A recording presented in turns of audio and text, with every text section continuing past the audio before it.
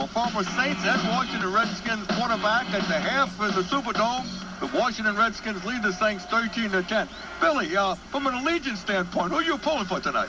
Well, I can't. I'd like to see the Saints win tonight.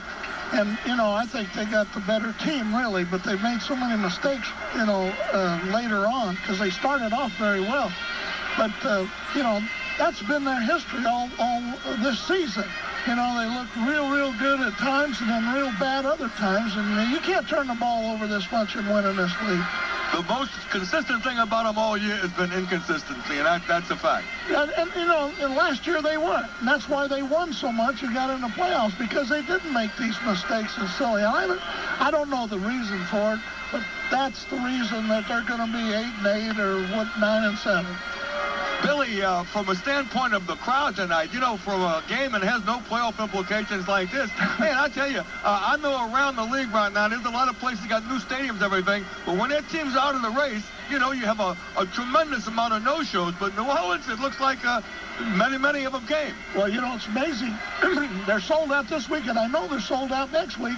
And it reminds me of the early days when we played here, and the fans were so enthusiastic. We only won 3 games our initial year, but that last home game, it was filled up at Tulane Stadium. At least we won that game. Well, I tell you what, they sure missed the pageantry of Tulane Stadium, because between Al Hurd and the pigeons flying up and everything else, Billy, you're in the Saints Hall of Fame. Do you think you'll ever end up in the Redskins Hall of Fame?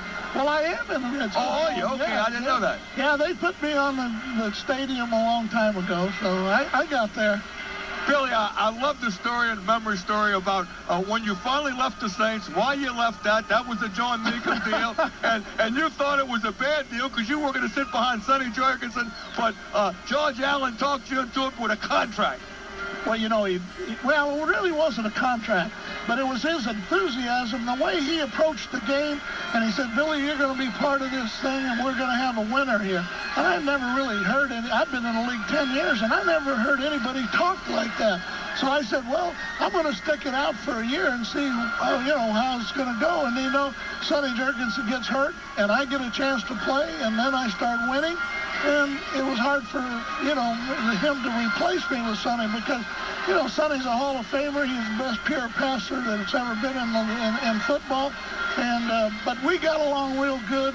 The only thing, we didn't want to break the team up because we had a winning combination there. And whoever was on the field, the other guy helped, and that was it. And you all went to the Super Bowl, of course, played that unbeaten Miami team, the only team in history that's going through a perfect season. Well, that's true. And, we went into that game as a 2.5-point favorite because how we destroyed the Cowboys on New Year's Eve in 1972. And, we had a lot of confidence going into that game. But offensively, that no-name defense really stuck it to us. They changed their whole pattern, and, they deserved to win. It's halftime with the Washington Redskins leading the New Orleans Saints 13-10. This is the New Orleans Saints Radio Network. We'll be back with our halftime guest, Billy Kilmer, after this. Welcome back. This is the halftime statistics are brought to you by Louisiana Rents, your cat rental store. All right, Buddy D along with Billy Kilmer. Let me call out a couple of statistics. None of it really jumps out to you. Both of these teams, I thought, would pound the football, and to a degree they have without a lot of success. The Redskins got 55 yards rushing in the first half on 17 attempts. The Saints have got 61 yards. Aaron Brooks and Tony Banks are about equal as far as pass is concerned. But at the same time, I think that what's happened is what Billy said a moment ago is the very fact that New Orleans has made mistakes penalty-wise and turnover-wise, and that has led to the 13-10 lead. But I still think it's anybody's game, Billy. Well, it definitely is. It's who comes out and really wants it in the second half, and who plays the best in the second half. I heard that if the Redskins don't win this game, Marty Schottenheimer might be in a little trouble with his job. And I don't know if the players are going to play for him or that. I know he needs this game, or he could have some problems. Do you really feel he needs the game to stay around? I think this game and the next game, yeah. Billy, one memory, your most enjoyable memory of your career with the New Orleans Saints? Well, I had a lot of great memories with the Saints. You know, of course, I threw 6 touchdown passes against St. Louis one time, and Charlie Johnson threw 6, and we own the league record of 12 in one game. But I guess the biggest and greatest thrill I had was when Dempsey kicked that 63-yarder, which everybody still remembers.